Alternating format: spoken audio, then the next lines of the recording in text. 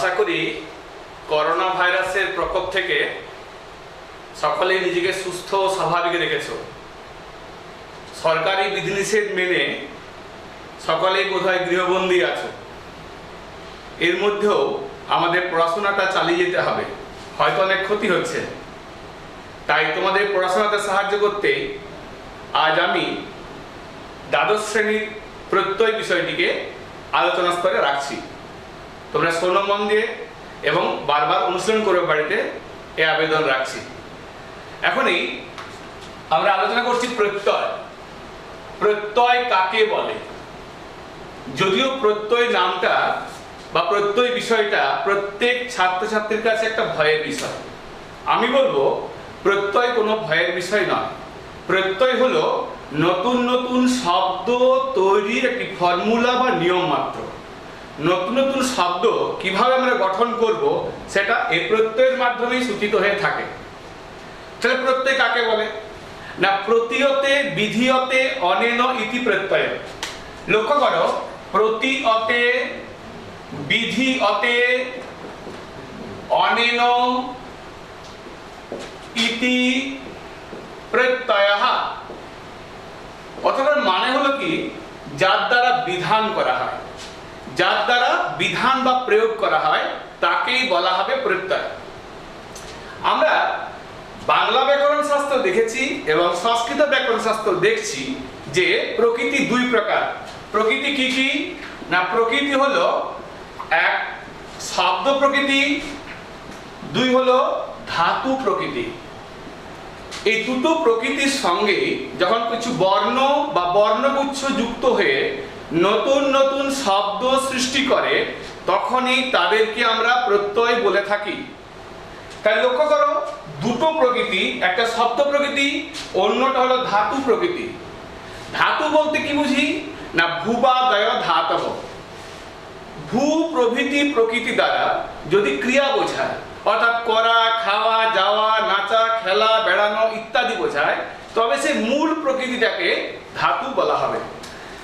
এই ধাতু প্রকৃতির সঙ্গে আমরা বর্ণ বা বর্ণগুচ্ছ যুক্ত করে থাকি। যখন ধাতু প্রকৃতির সঙ্গে বর্ণ বা বর্ণগুচ্ছ যুক্ত করি তখন সেটাকে আমরা বলি কৃৎ প্রত্যয়।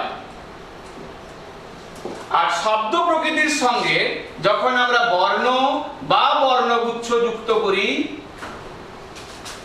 তখন তাকে আমরা বলি তদ্ধিত প্রত্যয়। এখন প্রশ্ন হলো যে কোনো শব্দ বা যে কোনো বর্ণ বা বর্ণগুচ্ছ যুক্ত করলেই তা কি কৃৎ প্রত্যয় হবে? সংস্কৃত ব্যাকরণ শাস্ত্র বলছে না। কেন নয়? না, আমাদের এই কৃৎ প্রত্যয়ের ক্ষেত্রে দুটি সূত্র আছে। একটা হচ্ছে ধাতু, ধয়াকার তয়কার বিসর্গ, আর একটা হলো কৃদতি। কথাটা মানে কি? ধাতুর সঙ্গে তিন বিভক্তি ভিন্ন। তিন মানে কি? না, আমরা জানি যে তীর, তস, ঝি, সিপ, থস, থ, মি, বস, নস ইত্যাদি করতে করতে আমাদের অন্তিম যে বিভক্তি সেটার নাম হলো মহিম। এই তি দিয়ে শুরু, তি হলো 1 নম্বর আর মহিম হলো 180 নম্বর। এই তি এবং উময় হসন্ত বাকি অংশ বাদ দাও। দেখো, লক্ষ্য করো, শব্দটা হলো তিন, অর্থাৎ তিন বিভক্তি। এই তিন বিভক্তি বাদ দিয়ে, অর্থাৎ 180টা বিভক্তি বাদ দিয়ে যে বর্ণ বা বর্ণগুচ্ছ ধাতুর সঙ্গে যুক্ত হয় তখন তাকে আমরা কৃৎ প্রত্যয় বলি। এখন প্রশ্ন হলো, এই কৃৎ প্রত্যয় তোমরা ক্লাস 11-এ পড়েছো। আজকের আমাদের আলোচ্য বিষয় তদ্ধিত প্রত্যয়। তদ্ধিত প্রত্যয় কি? না, শব্দের সঙ্গে যে বর্ণ বা বর্ণগুচ্ছ যুক্ত হয়ে নতুন নতুন শব্দ গঠন করে তাকে আমরা সংস্কৃত ব্যাকরণ শাস্ত্রে তদ্ধিত প্রত্যয় বলে থাকি। তেভ্য, এখানে দেখো এই সংজ্ঞাটা এরকম করে দেওয়া যেতে পারে। তেভ্য, প্রকৃতেভ্য, তেভ্য প্রয়োগেভ্য, প্রকৃতেভ্য। हिता प्रत्ययाः खलु तद्धिता। অর্থাৎ শব্দ প্রকৃতির সঙ্গে যে বর্ণ বা বর্ণগুচ্ছ যুক্ত হয়ে নতুন নতুন শব্দ সৃষ্টি করে তাকেই আমরা ব্যাকরণ শাস্ত্রে তদ্ধিত প্রত্যয় বলে থাকি। কি ক্লিয়ার? এবার শোনো, এই তদ্ধিত প্রত্যয় যুক্ত করতে হলে আমাদের কিছু বিধিনিষেধ বা নিয়মকে মানতে হবে। সেই নিয়মটা কি? না, নিয়মটা হলো কি, যে কোনো শব্দের সঙ্গে আমরা তদ্ধিত প্রত্যয় অ্যাড করতে পারবো না। কি করতে হবে? না, সৃষ্ট প্রয়োগ অনুসারে আমাদের করতে হবে।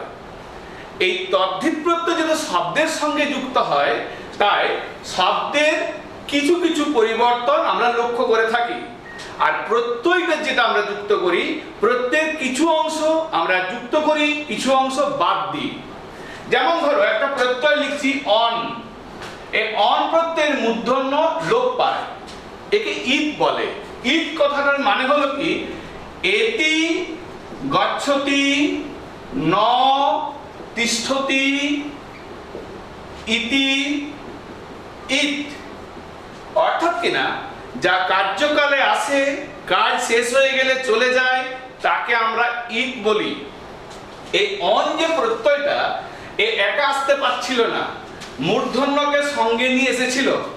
এখন যখন শব্দের সঙ্গে ও যুক্ত হওয়ার প্রেক্ষাপটটা তৈরি করলো, তখন অনের এই মূর্ধন্য হসন্ত অংশটি ডিলিট হলো, অর্থাৎ বাদ গেল। অর্থাৎ প্রত্যেকটা প্রত্যয়ের ক্ষেত্রে কিছু কিছু অংশ যুক্ত হয়, কিছু কিছু অংশ টোটালি ডিলিট হয়ে গিয়ে একটা নতুন শব্দ বা শব্দগুচ্ছ যুক্ত হয়। যেমন ধরো আমরা একটা প্রত্যয় বলছি ঢক, এই ঢক প্রত্যয়ে ক ইত যায়, তাহলে রইলকে ঢ। এই ঢ কিন্তু যখন ধাতুর সঙ্গে যুক্ত হবে তখন ঢ থাকবে না, ঢ স্থানে কি হবে না এও হবে, ঢ স্থানে এও হবে। অনের ক্ষেত্রে কি হলো, অ রইল। তেমনি ধরো ই প্রত্যয় অপত্য অর্থ, আর অপত্য মানে সন্তান, এই অপত্য অর্থে ই প্রত্যয় যুক্ত হয়, ইও ইত যায়, শুধুমাত্র হস্য ইটি যুক্ত হয় মূল শব্দের সঙ্গে। এই যুক্ত হওয়ার সময় শব্দটি কিছু কিছু পরিবর্তন হয়, স্বরক্রমের পরিবর্তন। সেই স্বরক্রমটা কি কি না, ব্যাকরণ শাস্ত্রে ক্লাস 7-এ তোমরা পড়ে এসেছো গুণ, বৃদ্ধি এবং সম্প্রসারণ। এই গুণ, বৃদ্ধি, সম্প্রসারণ সম্পর্কে ধারণাটা একটু ঝালিয়ে নেওয়া প্রয়োজন। তোমরা ঝালিয়ে নাও একটু, আমি আলোচনাটা রাখছি। লক্ষ্য করো গুণ কি জিনিস না, গুণের সংজ্ঞাতে বলা হচ্ছে অদেঙ্গুণ।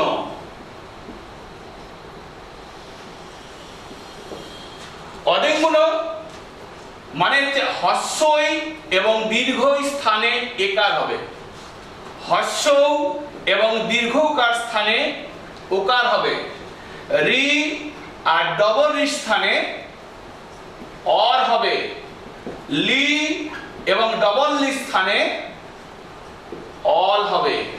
ব্যাকরণ শাস্ত্রে এই পরিভাষাটির নাম হলো গুণ। এর সঙ্গে সঙ্গে আরেকটা বিষয় আমাদের লক্ষ্য রাখতে হবে, বৃদ্ধি। বৃদ্ধি কি জিনিস? বৃদ্ধি কিন্তু পাণিনীয় ব্যাকরণের প্রথম সূত্র। পাণিনীয় ব্যাকরণে 4×4000 অর্থাৎ 3996 সূত্র আছে, তার মধ্যে প্রথম সূত্র হলো বৃদ্ধি। এই বৃদ্ধির সংজ্ঞায় বলা হয়েছে বৃদ্ধির আদেশ।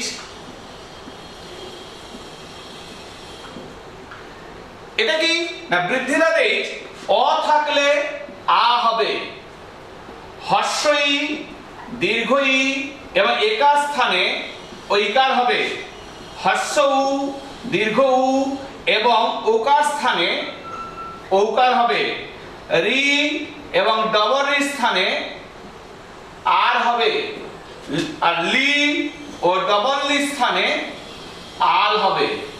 একে ব্যাকরণের পরিভাষায় বলা হয় থাকে বৃদ্ধি। এই গুণ এবং বৃদ্ধি দুটো বিষয়ে ধারণা স্বচ্ছ না হলে প্রত্যয় মানে তদ্ধিত প্রত্যয়যুক্ত শব্দকে নির্মাণ করা খুব কঠিন জিনিস। আরেকটা ব্যাকরণের বিষয় হচ্ছে সম্প্রসারণ। সম্প্রসারণ হলো এর সংজ্ঞায় বলা আছে ইগজন সম্প্রসারণম। ইগজন সম্প্রসারণম, সম্প্রসারণম মানে কি? আমাদের ইগ বলতে হস্যই, হস্য, রি ও লি কে বোঝায়। যথাক্রমে হস্য স্থানে হবে জকার, হস্য স্থানে হবে বকার, রি স্থানে হবে রকার, লি স্থানে হবে লকার। যদিও এখনকার ব্যাকরণে এই লি বা ডবল লি এবং এই লি বা এখানে লি বা ডবল লির প্রয়োগ একেবারেই নেই, বিলুপ্তির পথে, কিন্তু অনেক ক্ষেত্রে আমরা এগুলো প্রয়োগ পাই। বৈদিক শাস্ত্রে আমরা এই প্রয়োগগুলো পেয়ে থাকি। এখন যদি আমরা এবার এই প্রত্যয়ান্ত শব্দগুলোকে নির্মাণ করতে চাই, তাহলে কতগুলো বিষয় আমাদের মাথায় রাখতে হবে। সেটা কি জিনিস না, দেখো, তদ্ধিত প্রত্যয়যুক্ত পদ গঠন করতে গেলে আমাদের শব্দের সঙ্গে যুক্ত করতে হবে। প্রথম শর্ত হচ্ছে কি, শব্দটি আদি স্বরের বৃদ্ধি হবে। আদি স্বরের বৃদ্ধি হবে অর্থাৎ কিনা অ থাকলে আ হবে, হস্যই দীর্ঘই এ থাকলে ওই হবে, ইত্যাদি ইত্যাদি, যেমন যেমন আগে বলে গেলাম তেমন তেমন হবে। 2 নম্বর শর্ত, শব্দটির শেষে যদি অ, আ, হস্যই দীর্ঘই থাকে তার লোপ হবে। অর্থাৎ মূল শব্দটার শেষে যদি অ, আ, হস্যই দীর্ঘই থাকে তাহলে তার লোপ হবে। এটা ব্যাকরণের যস্যেতি চ সূত্রানুসারে লোপ বলা হয়েছে, যদিও সূত্রের কচকচানি এখনই প্রয়োজন নেই। 3 নম্বর, শব্দটির শেষে যদি হস্য বা দীর্ঘ থাকে তবে প্রথমে তার গুণ হবে। গুণ মানে কি? হস্য আর দীর্ঘ স্থানে গুণ হলে হয় ওকার। এটা আমি আগেই বলেছি। যদি শব্দটির শেষে হস্য বা দীর্ঘ থাকে তাহলে তার গুণ হবে, আর গুণ হলেই সেটা এচো হয় বায়াব। এচো হয় বায়াব, এই সন্ধির সূত্রটাকে আমাদের ফলো করতে হবে। এচো হয় বায়াব এই সন্ধির সূত্রানুসারে প্রয়োগ করতে হবে। সেটা আবার কি জিনিস না, এচ কথার মানে হচ্ছে কি এচ। এচ হচ্ছে এ, ও, ওই, ও। এ থাকলে যদি শব্দের শেষে এ আসে গুণের মাধ্যমে তখন সেটা হবে অয়।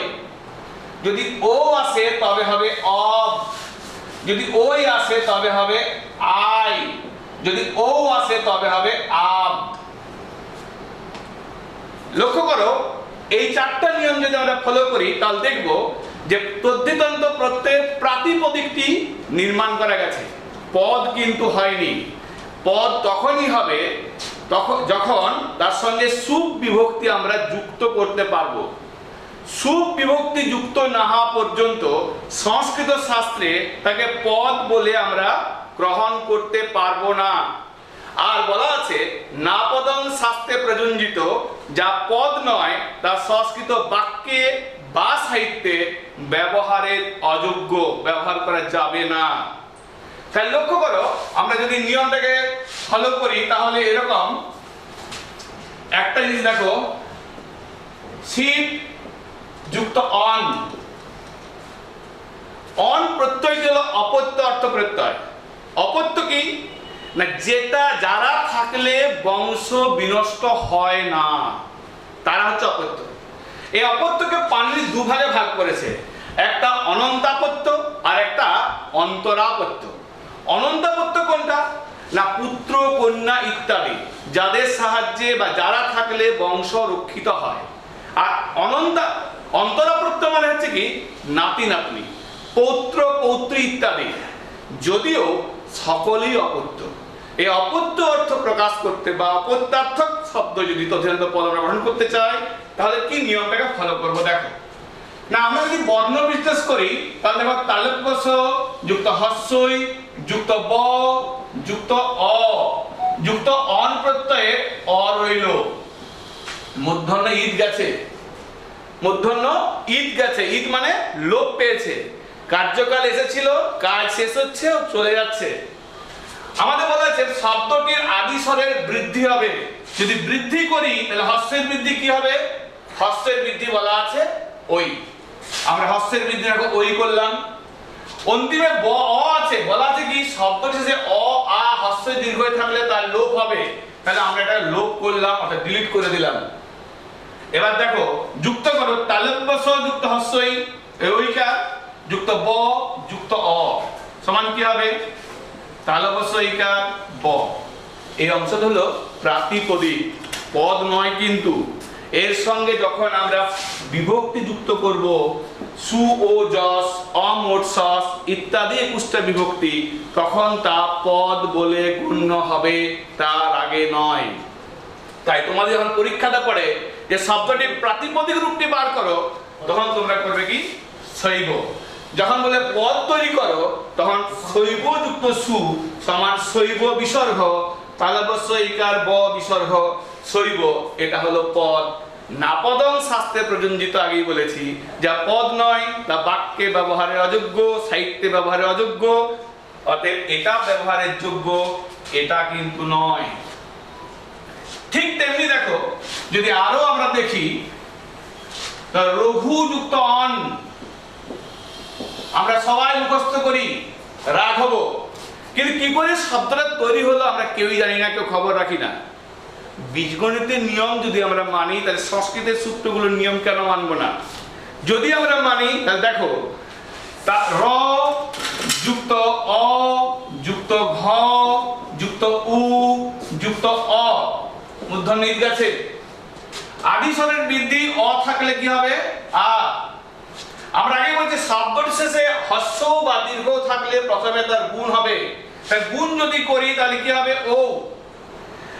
যদি আমরা ও পাই, আমরা আজ তারপর বলেছি কি না এচো হয়াবায়াব এই নিয়ম অনুসারে যুক্ত হবে। তাহলে দেখো ও এর এচো হয়াব রূপ কি আছে? অব। তাহলে আমরা এই ওটাকে নিয়ে এলাম অবে। যুক্ত করো, র যুক্ত আ ঘ যুক্ত অব যুক্ত অ সমান কি হলো? রাঘব। এটা কিন্তু পদ নয়, এটা প্রাতিপদিক। এর সঙ্গে আমাদের সুবিভক্তি অ্যাড করতে হবে, সুবিভক্তি অ্যাড করলে তা পদ বলে গণ্য হবে। অর্থাৎ এর সঙ্গে সু লাগালাম, সমান কি হলো? রাঘব বিসর্গ, অর্থাৎ রাঘব। এই অপত্য অর্থ মানে কি সন্তান। অপত্য কথা সন্তান মানে আমি আগে বলেছি সেটা ছেলেও হতে পারে, মেয়েও হতে পারে, যার দ্বারা বংশ রক্ষা হয়। ন পততি যেন বংশ, না যেটা যারা জন্মালে বংশটা রক্ষিত হয়, সেই অর্থে। এছাড়াও ধরো আমরা আরো কিছু নিতে পারি, দেবতা অর্থে, কর্ম অর্থে, ভাব অর্থে, অপত্য অর্থে, এই প্রত্যয়গুলোর প্রয়োগ আমরা করে থাকতে পারি বা করে থাকি। যেমন ধরো দেবতা অর্থে যদি করি, বিষ্ণু যুক্ত অন, সবাই আমরা জানি বৈষ্ণব হয়, কিন্তু কিভাবে হয় না রঘু যেভাবে হলো ঠিক সেভাবে বৈষ্ণবটা হবে। রঘু যেভাবে করলে ভৃগু যুক্ত অন, ঋষি অর্থে ভার্গব কি করে হলো দেখো, লক্ষ্য করো, ব যুক্ত হস্যই যুক্ত মূর্ধনস যুক্ত মূর্ধন্য যুক্ত হস্য যুক্ত অ, এই অন প্রত্যয়ের অ নিলাম। আদি স্বরের বৃদ্ধি করো ঐকার, গুণ করো ঔকার, এচো হয়াভাব করো অব, বই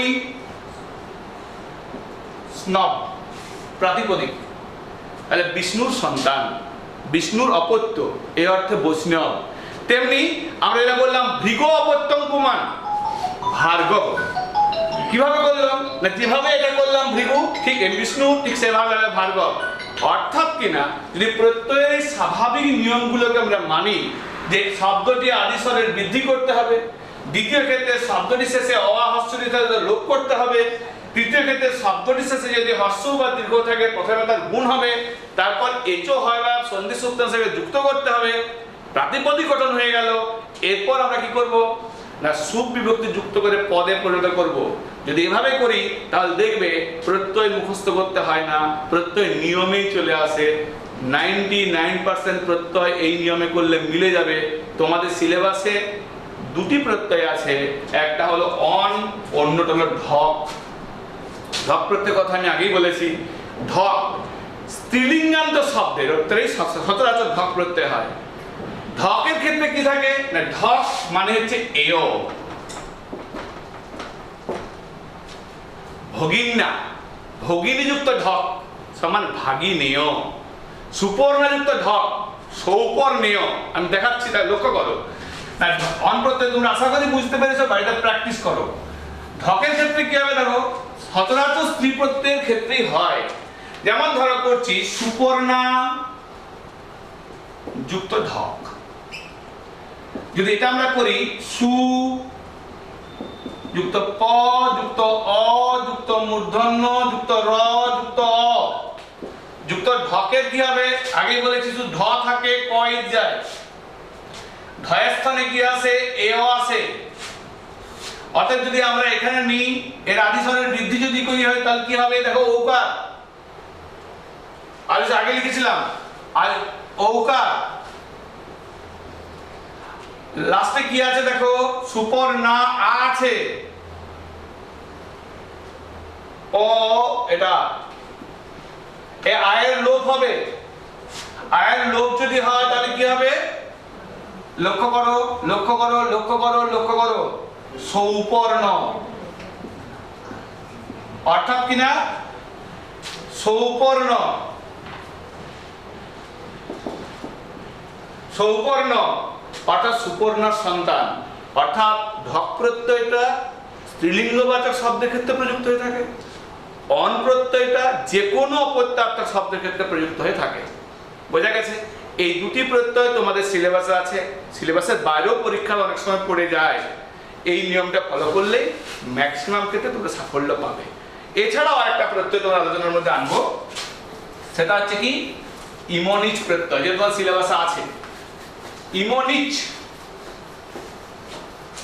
হস্যই ম বুদ্ধনরসি চয়সন্ত। এই ইমনিচ প্রত্যয়টা ভাব অর্থে প্রযুক্ত হয়। ভাব, এই ইমনিচ প্রত্যয়ের ইমন থাকে আর ইচটা ঈদ যায়, এটা ডিলিট হয়ে যায়।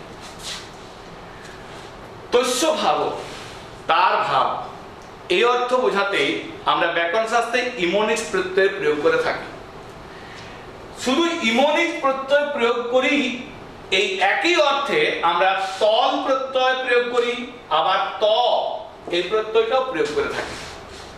এই ইমনিচ প্রত্যন্ত শব্দ পুংলিঙ্গে লঘিমন বা গরিমন শব্দের মতো হয়। যখন আমরা তল প্রত্যয়টাকে লাগাই তখন এই তল প্রত্যয়ে এটা থাকে কি তা। আমাদের একটা সিস্টেম আছে, আমরা মজা করে বলি ক্ষতিপূরণ দীর্ঘী ভবন।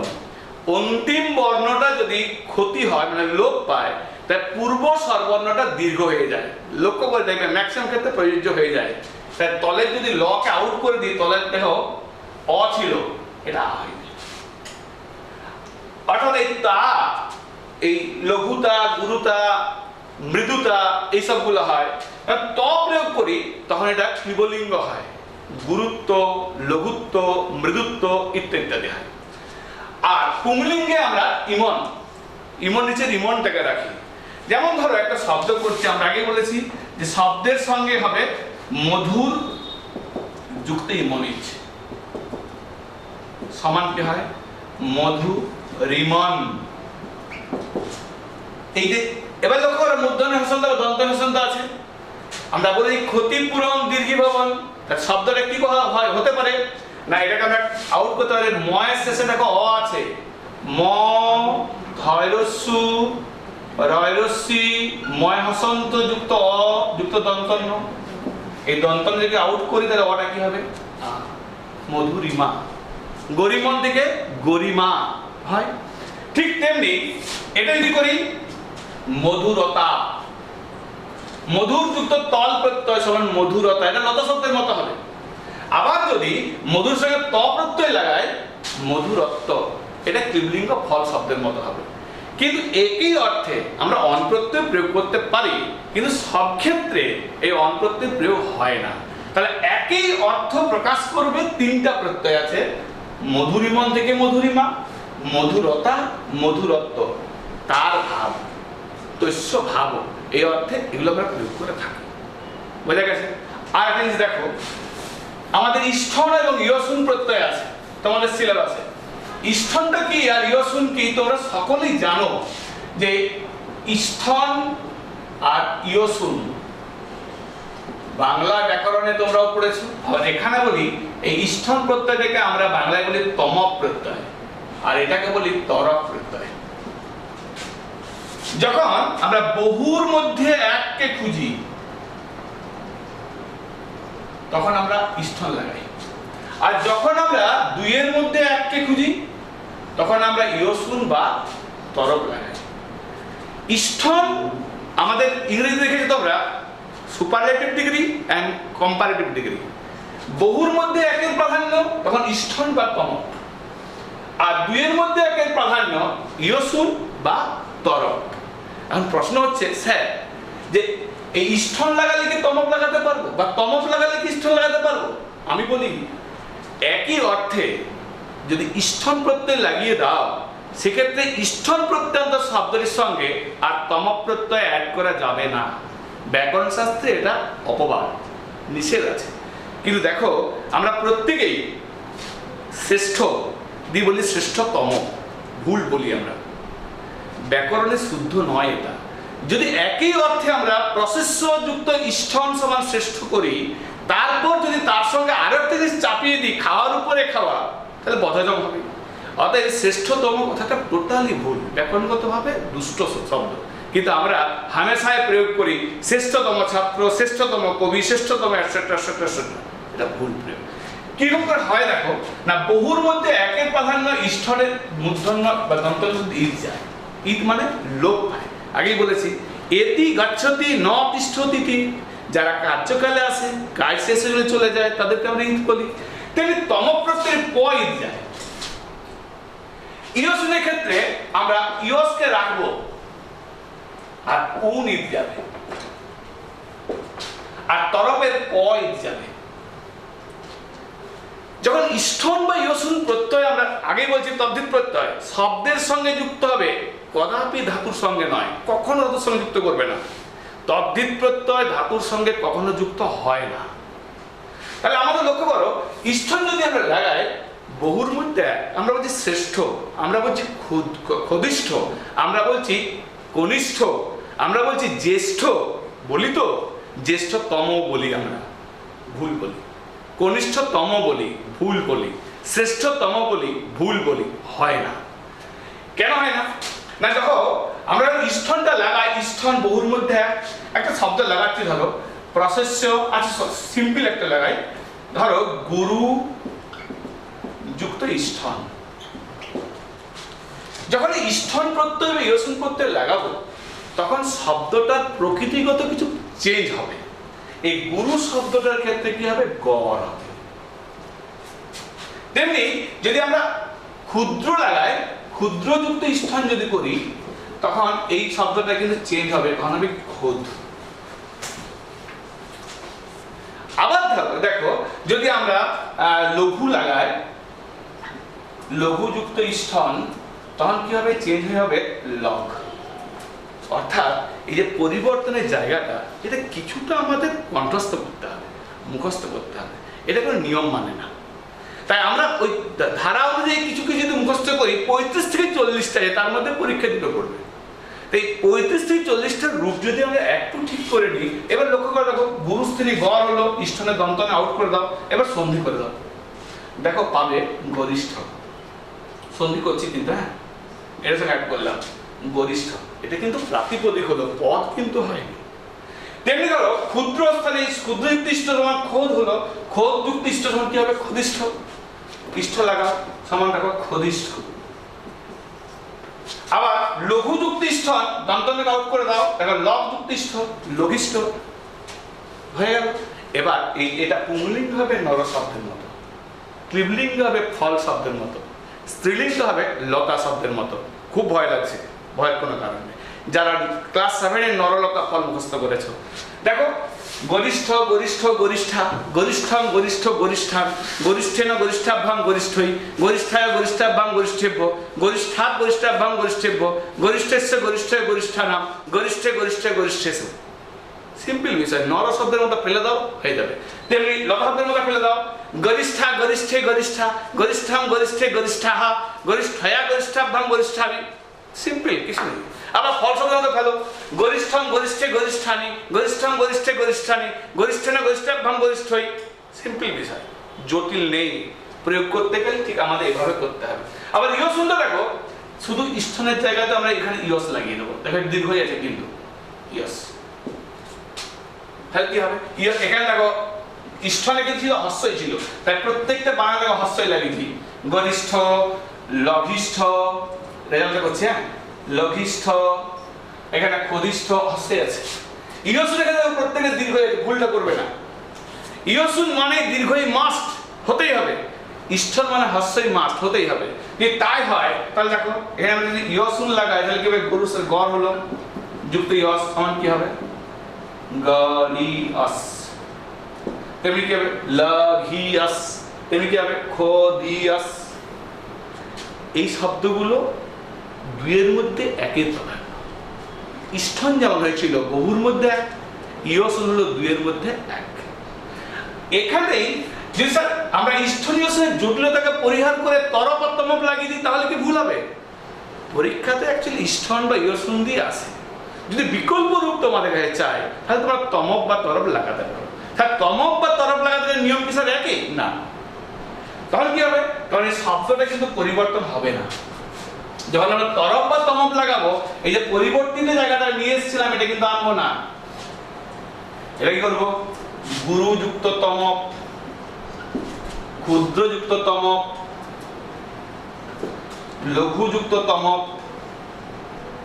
আগে বলেছি প ইন যায়, মুছে দাও, কি হবে, গুরুতম। এবার রূপ করতে হবে, এখন পদ করলাম ক্ষুদ্রতম, এখানে করবো কি লঘুতম। তখন কিন্তু ওই পরিবর্তিত রূপের সঙ্গে তুমি অ্যাড করতে পারবে না। যদি পরিবর্তিত রূপের সঙ্গে তুমি যুক্ত করে দাও তাহলে সেটা ভুল বলে গণ্য হবে। তাহলে দেখো আমরা যেটা শ্রেষ্ঠতম বলছিলাম একটু আগে, প্রশস্য যুক্ত স্থন সমান কি শ্রেষ্ঠ। প্রশস্য বলা আছে, অর্থাৎ প্রশস্য শব্দের সঙ্গে যদি স্থন প্রত্যয় লাগাও তা প্রশস্য শব্দের সঙ্গে শ্র আদেশ হবে, চেঞ্জ হবে, সূত্র আছে। তা শ্রেষ্ঠ হলো। এবার যখন এটাকে নর শব্দের মতো রূপ করবে, শ্রেষ্ঠ, শ্রেষ্ঠ, শ্রেষ্ঠা, শ্রেষ্ঠম, শ্রেষ্ঠ, শ্রেষ্ঠান, শ্রেষ্ঠেন, শ্রেষ্ঠাভ্যাং, শ্রেষ্ঠই। যখন লতার মতো করবে, শ্রেষ্ঠা, শ্রেষ্ঠে, শ্রেষ্ঠা, শ্রেষ্ঠাম, শ্রেষ্ঠে, শ্রেষ্ঠা ইত্যাদি করবে। ক্লিবিও করবে, শ্রেষ্ঠম, শ্রেষ্ঠে, শ্রেষ্ঠানি, শ্রেষ্ঠম, শ্রেষ্ঠে, শ্রেষ্ঠানি, এসবটা করবে। কিন্তু যদি এই শ্রেষ্ঠ পদটা করার পর স্যার একটু ভারী করবো দিয়ে তম লাগালাম, ভুল হলো। খাওয়ার উপরে খাওয়ানো হলো, একই খাবার ভালো লাগে না। তাই খেয়াল রাখবে, একবার একই অর্থে একটা প্রত্যয়ের প্রয়োগ করার পর যদি সেম অর্থে আরেকটা প্রত্যয়কে অ্যাড করে দেওয়া হয় তবে ব্যাকরণে তাকে শুদ্ধ বলে গণ্য করা হবে না, ভুল বলে পর্যবসিত হবে। আমরা হামেশা এমন ভুল বলি, ব্যাকরণ দিকে তাকিয়েও দেখি না। তাহলে আমরা দেখো প্রশস্য যুক্ত স্থন শ্রেষ্ঠ হলো, এর সঙ্গে তম অ্যাড করা যাবে না, শ্রেষ্ঠ শ্রেষ্ঠই থাকবে। তেমনি ক্ষুদ্রতম হবে, ক্ষদিষ্ঠ হবে, ক্ষদিষ্ঠতম হয় না, লঘু লঘিষ্ঠতম হয় না, ভুল, ব্যাকরণগত ভাবে ভুল। বোঝা গেছে বিষয়গুলো? যখন এগুলো আমরা বাক্যে প্রয়োগ করব। এবার আর কথা বলি, এই স্থন প্রত্যয়ান্ত শব্দগুলি স্থন, তরক, তমক ও তরক, এই যে শব্দগুলো এগুলো বাক্যে যখন প্রয়োগ করতে হবে তখন কোন শব্দের মতো রূপ করব আমরা, সে বিষয়ে বিধান কিন্তু শাস্ত্রে আছে। পুংলিঙ্গে করবে নর শব্দের মতো, স্ত্রীলিঙ্গে করবে লতা শব্দের মতো, ক্লিবলিঙ্গে করবে ফল শব্দের মতো। আর যখন ইয়সুনকে লাগাবো লঘিয়স, পুংলি করবে লঘিয়স শব্দের মতো, লঘিয়স, বলিয়স এটসেট্রা, এটা পুংলিঙ্গ। স্ত্রীলিঙ্গে করবে তখন করবে নদী শব্দের মতো, লঘিয়সি, লঘিয়স্য, লঘিয়স্য। আর যখন স্ত্রীলিঙ্গে করবে করবে পয়স শব্দের মতো, পয়স মানে দুগ্ধ, পয়স মানে জল হয়, পয় পয়সি পয়াংসি, পয় পয়সি পয়াংসি এটসেট্রা। বাক্যে প্রয়োগ করবে, অনুশীলন করবে, অবশ্যই কনফিডেন্স পাবে। কিন্তু ধরো এগুলো দিয়েই যদি তোমাদের এক কথায় প্রকাশ সিঙ্গল ওয়ার্ড পড়ে, তাহলে তোমরা কিভাবে করবে? না ধরো একটা জিনিস ছোট্ট করে বলে নি, অয়ম, অনয়, অতিশয়ন,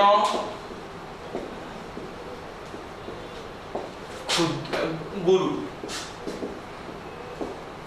অয়ম এবার পুংলিঙ্গ আছে, অনয় দুজনের মধ্যে,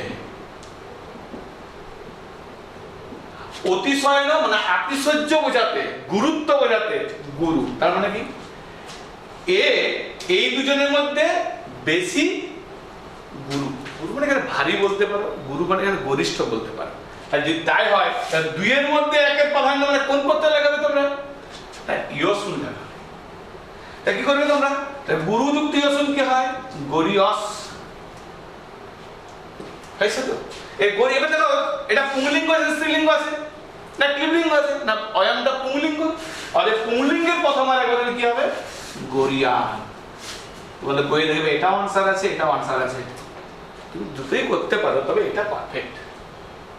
আর দুইয়ের মধ্যে একের প্রাধান্য সিঙ্গেল ওয়ার্ড যদি আমাদের করতে বলা হয় তাহলে আমরা কোথায় যাব? না দেখবো অয়ম, অনয়, অতিশয়ন, গুরু। এই ব্যক্তিটি এই দুজনের মধ্যে গুরু। গুরু মানে ভারী বা গুরুত্বপূর্ণ। যদি তাই হয় তাহলে এখানে কি হয়েছে আমাদের? গরিয়স্থি, গরিয়ান। যদি এমন হয় যে এটাকে আমি চেঞ্জ করে দিলাম, ধরো ইয়ম, অনয়, অতিশয়ন, গুরু। ইয়ম মানে এখানে মেয়ে, এটা অয়ম পুংলিঙ্গ ছিল, এটা মেয়ে হয়েছে স্ত্রীলিঙ্গ।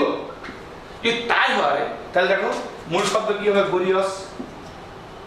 এবার কোন শব্দের মধ্যে করতে বলছিলাম? নদী। তাদের যুক্ত করো নদী, গরিয়স গ্রেটার দেন গরিয়সি।